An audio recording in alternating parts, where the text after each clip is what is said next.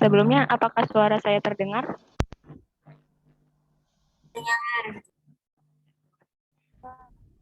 Assalamualaikum warahmatullahi wabarakatuh. Yang terhormat Bapak Muhammad Siddiq selaku dosen mata kuliah morfologi dan teman-teman yang saya banggakan. Saya Nadila Zahra, di sini saya sebagai moderator kelompok 1 yang akan memimpin jalannya diskusi pada presentasi hari ini. Sebelum masuk ke materi, izinkan kelompok kami untuk memperkenalkan diri. Dimulai dari saya. Nama saya Nadila Zahra Rahmawati. Saya lahir di Tangerang pada tanggal 22 Mei 2004. Saya 3 bersaudara dan umur saya sekarang 17 tahun. Terima kasih. Selanjutnya ada Mita yang akan memperkenalkan diri. Kepada Mita, silakan. Perkenalkan, nama saya Nita Martul Fauzia. Tepat tanggal lahir saya di Nganjuk 25 Agustus 2002. Umur saya 18 tahun. Terima kasih. Selanjutnya ada Tri Rizky yang akan memperkenalkan diri.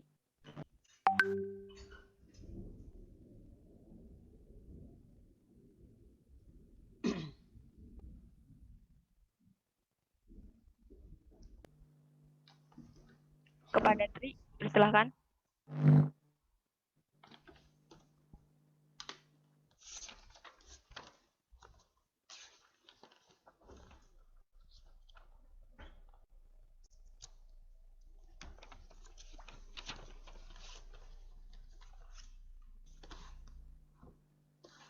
Kepada Tri Rizky,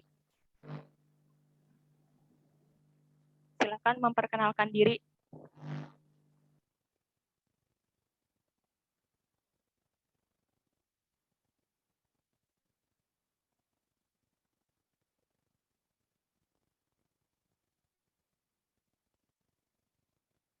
Maaf sebelumnya, Tri Rizky, mikrofonnya rusak, Pak.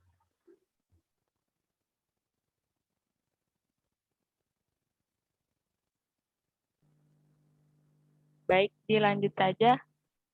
Ada Hana yang akan memperkenalkan diri. Kepada Hana, dipersilahkan. Assalamualaikum warahmatullahi wabarakatuh.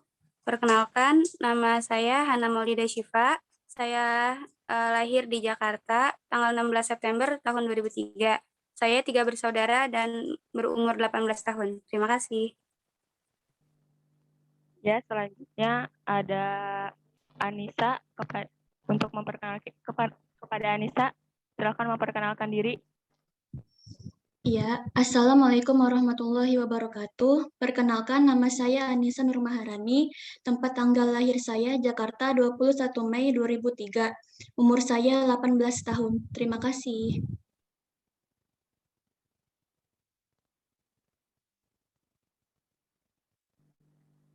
Kepada Tri Rizky, silakan memperkenalkan diri di kolom chat ya. Terima kasih. Baik, sesi sambil menunggu Tri memperkenalkan diri di kolom chat. Selanjutnya sesi pemaparan materi.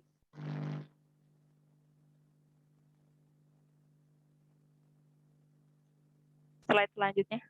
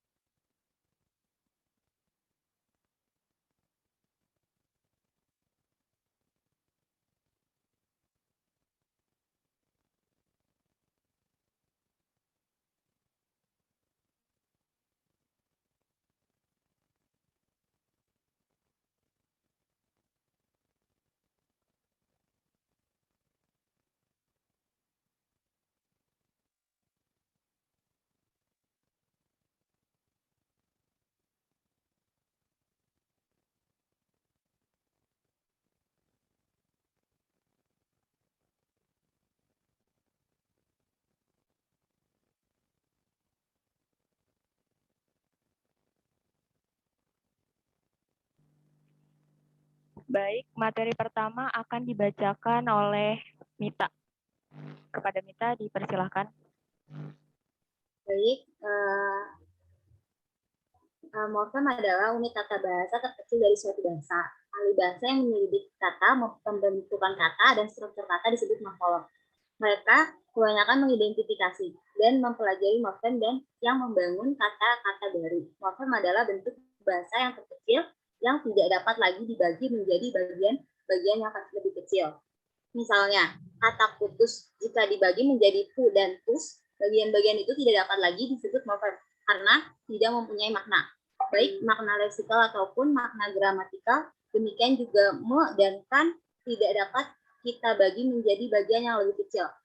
Itu menurut ahli Badidu 1985. Jadi, morfem adalah satuan bahasa yang paling kecil yang tidak dapat dibagi lagi dan mempunyai makna gramatikal dan makna leksikal. Terima kasih, saya kembalikan kepada moderator. Ya, terima kasih Mita. Selanjutnya akan dibacakan oleh Anissa. Kepada Anissa dipersilahkan. Baik, terima kasih moderator. Pengertian morfem menurut para ahli. Yang pertama, menurut Nida. Morfem adalah satuan terkecil bermakna yang akurat yang merupakan kata atau bagian kata. Yang kedua, menurut kata Mbak. Morfem adalah perbedaan terkecil mengenai makna kata atau makna kalimat dalam struktur gramatikal. Yang ketiga, menurut Ramlan. Morfem adalah satuan gramatik yang paling kecil yang tidak mempunyai satuan lain selain unsurnya. Yang keempat, menurut Sitindoan, morfem ialah kesatuan gramatik yang terkecil yang mengandung arti yang tidak mempunyai kesamaan baik dalam bentuk maupun dalam arti dengan bentuk-bentuk yang lain. Selanjutnya,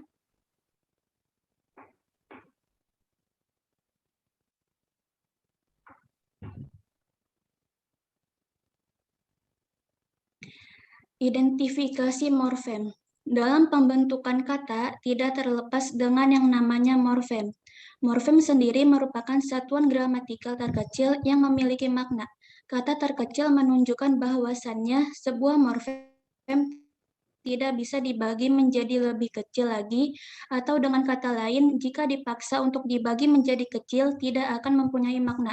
Seperti contoh bentuk membeli dapat dianalisis menjadi dua bentuk terkecil, yaitu me dan beli. Bentuk me adalah sebuah morfem, yakni morfem afiks yang secara gramatikal memiliki sebuah makna. Dan bentuk beli juga sebuah morfem, yakni morfem dasar yang secara leksikal memiliki makna. Terima kasih, saya kembalikan kepada moderator. Terima kasih Anissa. Selanjutnya akan dijelaskan oleh saya sendiri. Jenis-jenis morfem. Yang pertama ada morfem bebas dan morfem terikat. Morfem bebas adalah morfem yang tanpa kehadiran morfem lain dapat muncul dalam penuturan atau bisa juga diartikan sebagai morfem yang dapat langsung digunakan dalam sebuah penuturan. Contohnya seperti morfem pulang, merah, rumah, dan pergi. Morfem-morfem tersebut dapat berdiri sendiri dan dapat digunakan tanpa harus menggabungkan dengan morfem lain. Sedangkan morfem terikat adalah morfem yang tidak dapat digunakan secara langsung dalam penuturan sebelum bergabung dengan morfem lain. Semua afiks dikatakan sebagai morfem terikat karena sebelum membentuk kata harus bergabung dengan morfem lain. Misalnya ber, meng, kan. Contoh kata dasar yang termasuk ke dalam morfem terikat yaitu henti menjadi berhenti, juang menjadi berjuang, dan temu menjadi bertemu. Selanjutnya, morfem terikat juga berwujud dalam morfem dasar seperti juang. Morfem tersebut harus mengalami afiksasi sehingga membuahkan perjuangan atau berjuang. Juang juga dapat digunakan ketika ia berdampingan dengan morfem lain seperti daya, sehingga membentuk daya juang.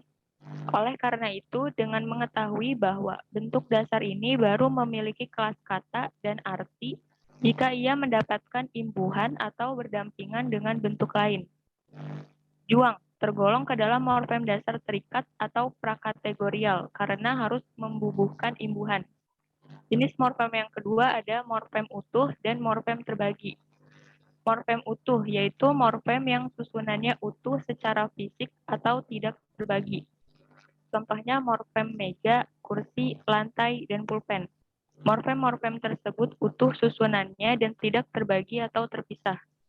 Sedangkan morfem terbagi yaitu morfem yang fisiknya terbagi atau disisipi morfem lain. Misalnya morfem ke-an. Morfem tersebut bentuknya tidak utuh atau unsurnya terpisah. Di antara ke dan an ada unsur lain, misalnya unsur satu, menjadi kesatuan. Selanjutnya, jenis morfem yang ketiga ada morfem bermakna leksikal dan morfem tidak bermakna leksikal. Morfem leksikal adalah morfem yang memiliki makna pada dirinya tanpa perlu berproses dengan morfem lain. Morfem bermakna leksikal bisa berbentuk morfem bebas, bisa juga berbentuk morfem terikat. Misalnya, pohon, kuda, lapor, dan makan. Morfem jenis ini dapat digunakan secara bebas dalam sebuah tuturan. Sedangkan morfem tidak bermakna leksikal merupakan morfem yang memiliki makna jika bergabung dengan morfem lain.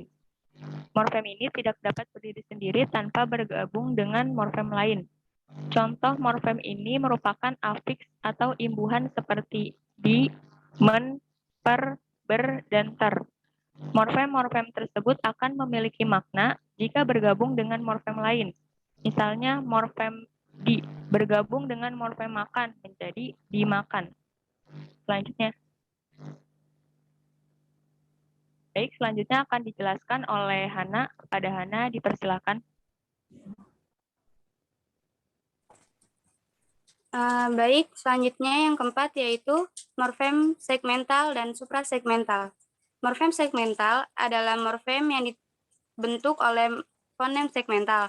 Contohnya, ketika kita mengucapkan kata bahasa, maka nomina yang dibunyikan tersebut bisa dibagi menjadi 3 suku kata, yaitu ba, ha, sa, atau dibagi lebih kecil lagi, yaitu b, a, h, a, s, dan a.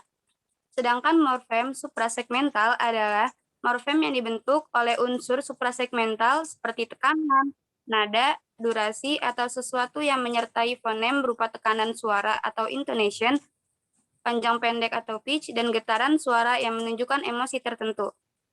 Bahasa yang memiliki morfem suprasegmental diantaranya adalah bahasa Afrika, Burma, Cina, dan Thailand. Sedangkan bahasa Indonesia tidak memiliki morfem suprasegmental. Lalu yang terakhir yaitu morfem alomorf zero. Morfem beralomorf zero adalah morfem yang salah satu alomorfnya tidak berwujud bunyi segmental maupun berupa prosodi, melainkan kekosongan. Lambangnya berupa huruf O yang dicoret. Contohnya bentuk tunggal pada kata book dan books, dan bentuk jamaknya adalah books. Bentuk tunggal untuk ship dan ship, bentuk jamaknya yaitu ship juga.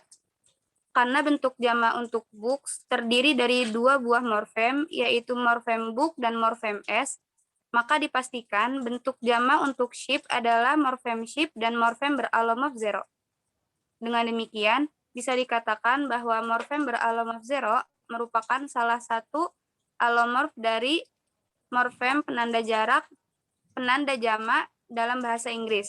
Contoh lainnya yaitu kalimat ibu beli beras dikatakan beralomorf zero karena pada kata beli terdapat kekosongan dan biasanya memberikan afiks mem, yang awalnya kalimat ibu beli beras berubah menjadi ibu membeli beras. Selanjutnya saya serahkan kepada moderator. Baik, terima kasih Hana. Selanjutnya akan dijelaskan oleh Tri. Kepada Tri, dipersilakan. Ya, terima kasih moderator. Selanjutnya morf. Morf bisa berwujud fonem atau urutan fonem yang berasosiasi dengan suatu makna. Dengan demikian, morf bisa dipahami sebagai wujud konkret atau wujud fonemis dari suatu morfem. Contoh pada kata melempari. Kata ini terdiri atas 3 unsur yaitu me, lempar, dan i. Masing-masing unsur itu adalah wujud konkret atau wujud fonemis pada suatu morfem. Ketiga unsur itu adalah morf. Jadi, morf bisa berwujud satu fonem, yaitu i, 2 fonem, yaitu me, atau 6 fonem, yaitu lempar. Sederhananya, morf itu adalah bentuk terkecil dari morfem yang belum diketahui statusnya atau belum ditentukan statusnya dalam hubungan keanggotaan terhadap suatu morfem.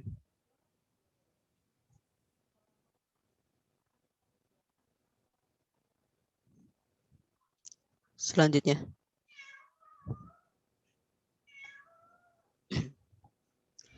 alomorf. Alomorf adalah varian bentuk morfem. Jadi semua morf yang memiliki kemiripan bentuk dan kesamaan arti adalah alomorf dari suatu morfem yang sama.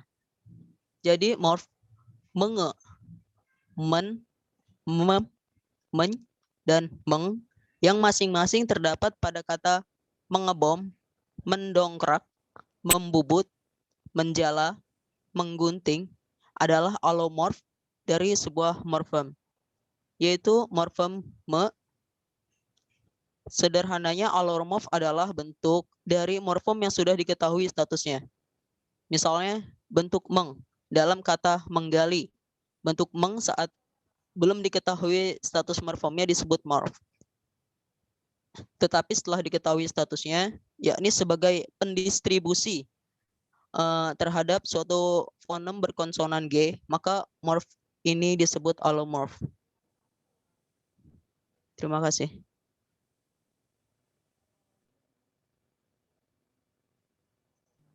Baik, terima kasih kepada Tri dan para pemateri karena sudah menjelaskan materi.